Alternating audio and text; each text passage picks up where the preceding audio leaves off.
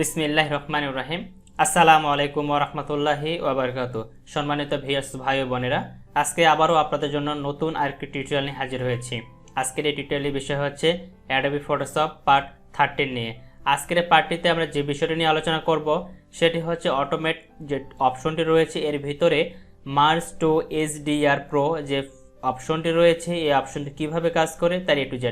আপনি যদি একজন প্রফেশনাল লেভেলের গ্রাফিক ডিজাইনার বা ফটো এডিটর হতে চান তাহলে অবশ্যই আপনাকে A to Z কাজ জানতে হবে বা শিখতে হবে। তাহলে চলুন কথা না বলে কম্পিউটার স্ক্রিনে গিয়ে দেখি কীভাবে এই অপশনটি ব্যবহার করতে হয় বা কাজটা করতে হয়। তো আপনারা দেখতেছেন ইউটিউব চ্যানেল আওয়াল ক্রিয়েটিভ, সাথে আছে আমি আওয়াল। তাহলে চলুন শুরু করা যাক।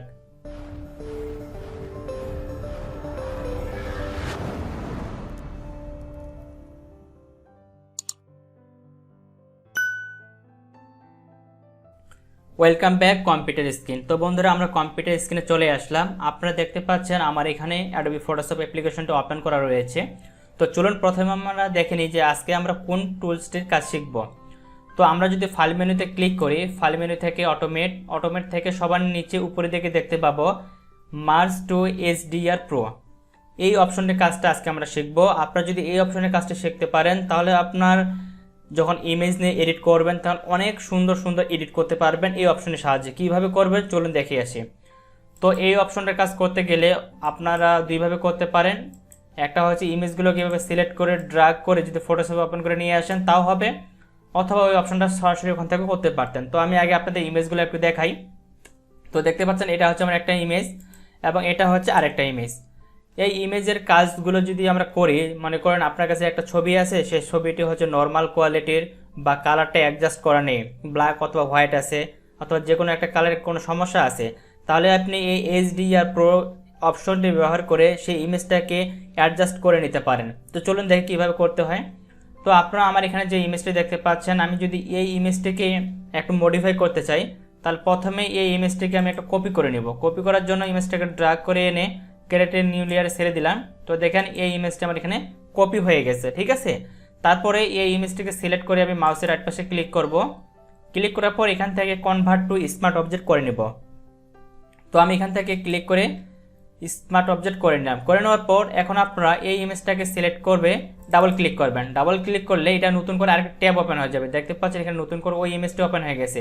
এখানে যে ইমেজটি আছে ওই ইমেজটি কিন্তু এই জায়গাও আছে, একই ইমেজ। এখন আমরা কি করব, আমরা চলে যাব ইমেজে।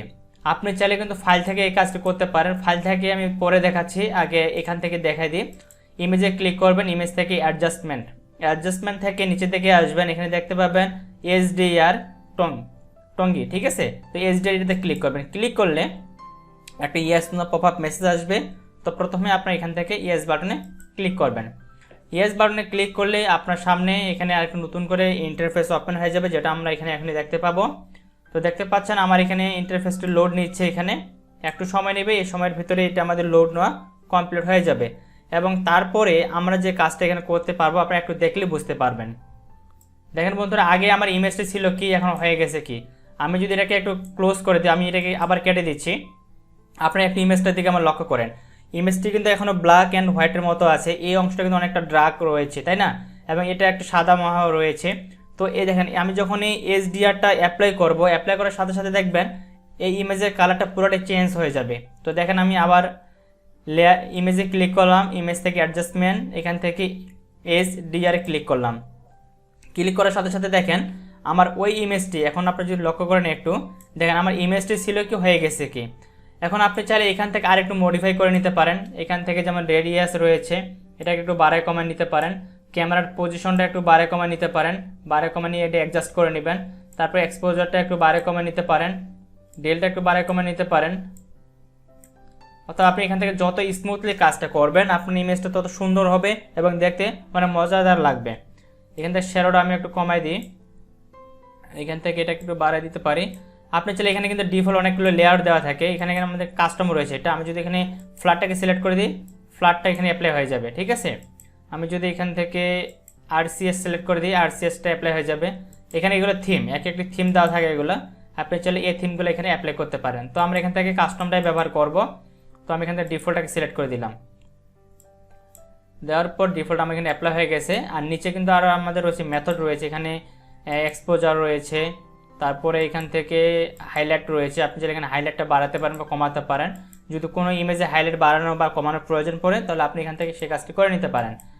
আমি এটা রাখলাম, রাখার পর এখান থেকে একটু রেডিয়াসটা একটু বাড়াই দিই, এখান থেকে আমি স্ট্রেট হালকা বাড়াই। তারপর এখান থেকে আমি ক্যামেরাটা হালকা একটু বাড়াবো সামনের দিকে, তাহলে দেখেন আমাদের যে লাইটিংটা ছিল, এই জায়গায় যে হলুদ লাইটিংটা ছিল হালকা কমে গেছে। ঠিক আছে, এটা আপনার ক্যামেরার উপর ডিপেন্ড করবে, যেখানে হালকা লাইটিংটা কিন্তু বেড়ে গেছে। তো দেখেন আমি এই অবস্থায় এই ইমেজটাকে রাখতেছি, আর কোনো এডিট করতেছি না, জাস্ট আমি ওকে বাটনে ক্লিক করলাম। ওকে বাটনে ক্লিক করার পর আমি এইটাকে এখন ক্লোজ করে দেবো। ক্লোজ করে দেওয়ার আগে আমি কিবোর্ড থেকে Ctrl+S প্রেস করবো, অথবা আপনি যদি এই ক্রস বাটনে ক্লিক করেন তারপর এখানে সেভ করবেন। সেভ করলে এই ইমেজটা কিন্তু ওই যে আমরা কনভার্ট করে যে স্মার্ট অবজেক্ট করলাম ওখানে চলে যাবে। ঠিক আছে, তো দেখেন আমাদের এই ইমেজটা চলে আসে। এটা হচ্ছে আমাদের ডুপ্লিকেট ইমেজটা। আমি যদি এটাকে অফ করে রাখি তো দেখেন অরিজিনাল ইমেজ হচ্ছে আমাদের এটা। আপনার ব্যাকগ্রাউন্ডে বর্তমানে যে ইমেজটি দেখতে পাচ্ছেন এটা হচ্ছে যখন আমি ইমেজটাকে ওপেন করি তখন হচ্ছে এই ইমেজটি, কিন্তু আমি যখন একটা কাজ করলাম, কাজ করার পর ইমেজটা হচ্ছে এটা। দেখেন কত স্মুথলি কিন্তু আমরা কাজটা করতে পারলাম, তাই না?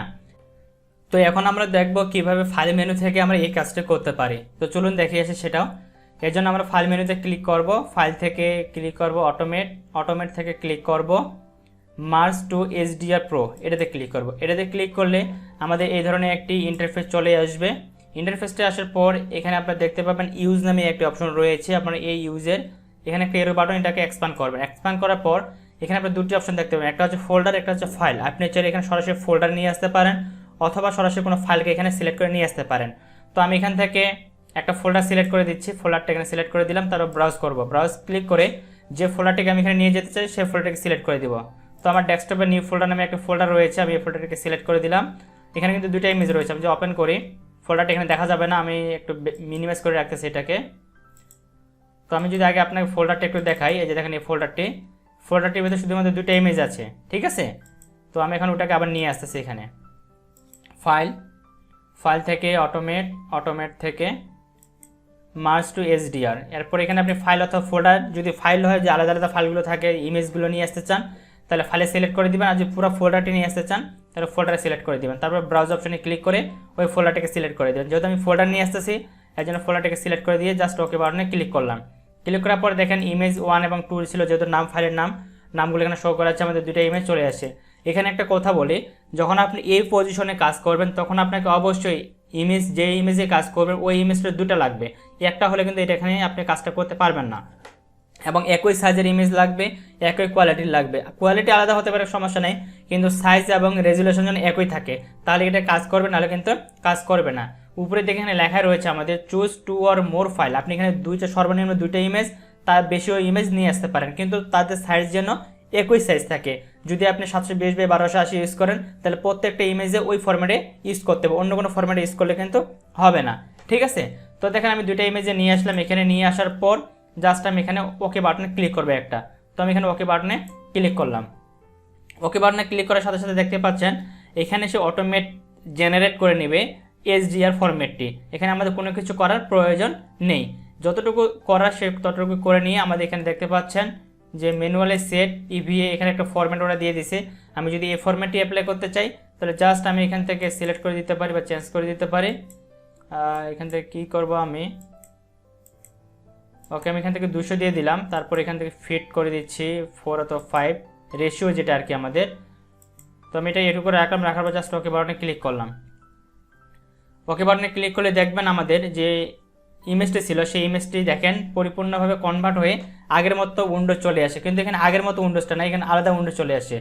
নিচে আমাদের ইমেজ দুটি আছে। এখন এখান থেকে আমরা রেডিয়াসটা একটু বাড়ায় নিতে পারি, এখান থেকে আমাদের স্টেটটা কমায় নিতে পারি। ক্যামেরাটা যদি একটু আমি কমাই, দেখেন ক্যামেরাটার উপর ডিপেন্ড করবে আপনার ইমেজের কালারটি। দেখেন এই যে গাড়িটা রয়েছে, গাড়িটার যে ব্যাকগ্রাউন্ডটি রয়েছে এইদিকে, এটা কিন্তু আমাদের একটু ডার্ক কালার। আমি যদি এখানে ক্যামেরাটা হালকা একটু কমাই তাহলে দেখবেন এটা হোয়াইট কালার হয়ে যাচ্ছে। আর আমি যদি এটাকে একেবারে বাড়াই দিই সামনের দিকে তাহলে দেখেন পুরো গাড়িটা কিন্তু আমাদের অন্য একটা ডার্ক মোডে চলে আসে। তো ক্যামেরাটা এখানে আপনাকে অ্যাডজাস্ট করে নেবে যে কতটুকু রাখলে আপনার ইমেজের সাথে সেটা ফিট করে, সেটা আপনাকে এখান থেকে সেট করে দিতে হবে। ঠিক আছে, কারণ এক একটা ইমেজের ক্ষেত্রে এক এক রকম সেট করতে হবে। একই ইমেজে যে একই সেট হবে তা কিন্তু না, এক একটা ইমেজের কোয়ালিটির উপর, এক একটা ইমেজের ভিউয়ের উপর আপনাকে এই সেটিংসগুলো করে নিতে হবে। তো আমি আমার ইমেজের ক্ষেত্রে জাস্ট এখানে এটুকু রাখলাম। তারপরে এখান থেকে এক্সপোজারটা একটু বাড়াতে পারি, তাহলে ব্রাইটনেস একটু বাড়বে। তো আমি এখান থেকে একটু কমাই দিই আর একটু বাড়াই দিই।